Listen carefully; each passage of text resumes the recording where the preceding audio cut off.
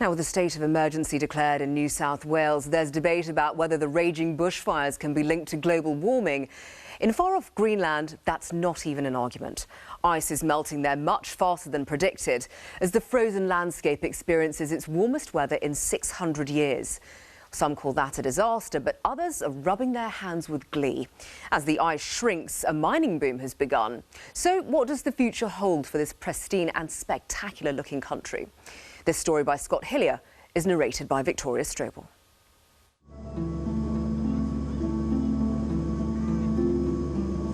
From the air, much of Greenland looks like it has always done. Ice stretching to the horizon.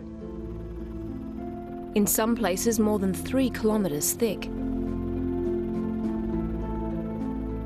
But as the world's largest island heats up, Greenland's ice is melting faster than scientists had predicted.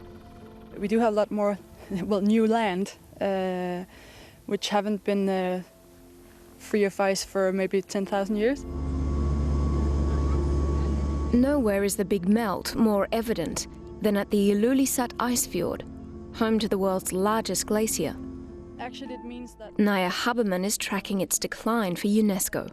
We lost about 12 kilometers of the glacier. It retreated very fast around 2002, 2004, which is very unusual. What we see now is that it's speeding up. It's doubling the speed.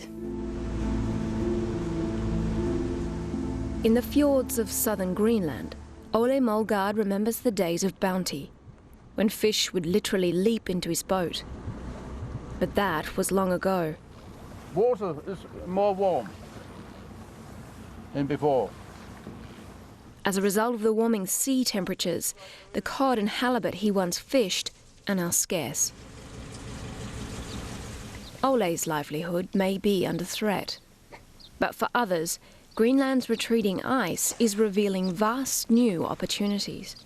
Greenland is a frontier country. It means that you take a chance.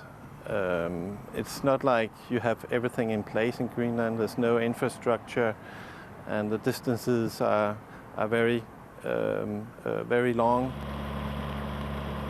10 years ago, Greenland had issued 17 mining exploration licenses. Now, around 150 companies are in a race to find the country's hidden treasures. We have diamonds, we have rubies, we have iron, and we have coal. And Jørgen Hammerken Holm is from Greenland's Bureau of Minerals and Petroleum. Of the long list of valuable minerals that Greenlanders are sitting on, he says it's the discovery of rare earth elements that has them the most excited. There has been a new focus on rare earth minerals, and we have one of the 2 largest deposits in the world. In there is the rare earth mineral eudelite, which is the red within that rock. A composite of 17 elements, rare earths are used to make electronic components for everything from smartphones to fibre optic cables and jet engines. Well, rare earths are they are the new wonder, high-tech metal. Perth geologist Greg Barnes has made a career out of hunting down rare earth deposits for mining companies to exploit. In Greenland, he hit the jackpot. On my first day in Greenland, I flew out and says, "Wow, I don't believe this." And in 20 years since, we're still saying, "Wow, we don't believe it." Keeps turning up things we don't expect. This mountain in the middle of southern Greenland is his latest claim.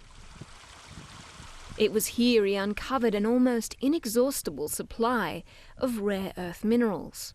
It's a very large deposit. There's 4 billion tonnes already, and probably 10 times that if we wanted to. Once this mine starts, it's going to be here for a long while, hundreds of years. And with such large reserves, there's thousands and thousands of years potential supply of rare earth for the whole world. In Greenland's south, where the land is free from Arctic ice, Elna Jensen runs one of only a few dozen farms in the entire country. We have 650 sheep and rams. And this year we got 1,040 lambs.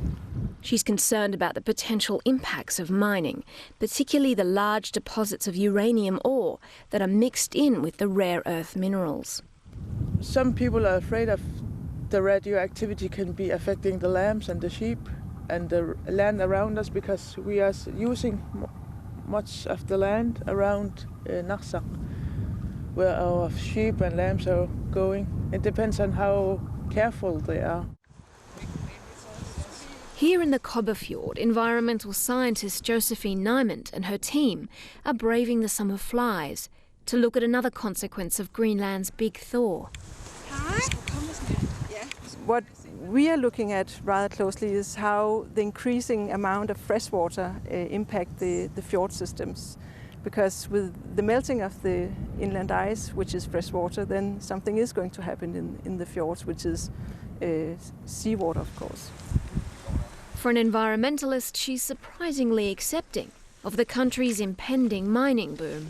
I don't think mining will damage the environment because we can mitigate the effects of the mining, but of course there will be an impact on nature. When you dig a big hole in the ground, of course you can see the impacts. Worst case scenario, as I see it, is if pollutants gets into the water, because it's more uncontrollable in water, and if it reaches the fjord systems, then there may be a large problem, but as long as you can keep it out of the water, it is manageable, I think. Deep in Greenland's isolated interior, camps are already being set up to house the coming influx of foreign mine workers. Greenland's population of 57,000 people could double or even triple in just a few decades. So I don't see how we can avoid this.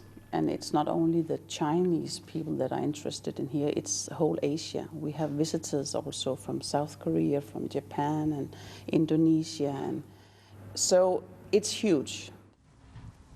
Tina Paz is from the University of Greenland. She worries that with multinational mining companies poised to begin operations, there's more to lose than there is to gain. And how do we make sure that our culture is not lost in all this? What is certain is that there is no turning back. Greenland is being reshaped in every way. It's hard to imagine how Greenland looks like in 10 or 20 years, but it's definitely not going to look like this. There could be big political changes too. Many in Greenland hope the mining boom will help them achieve their long-time goal of independence from Denmark. We used to be a colony for Denmark, and now we have a partial independency, but still very dependent of Denmark. Single mum Christina Bielman lives with her daughter in the capital Nuuk. She's cautiously optimistic about what the future holds. It's a good thing if Greenland gets rich, but what is Greenland when it's rich? Because I know when I was a kid, when I got lots of candy, I would be happy and I would be eating everything until I got sick. Greenland is just like a kid learning to walk. You have to learn how to be independent in a healthy way for everybody.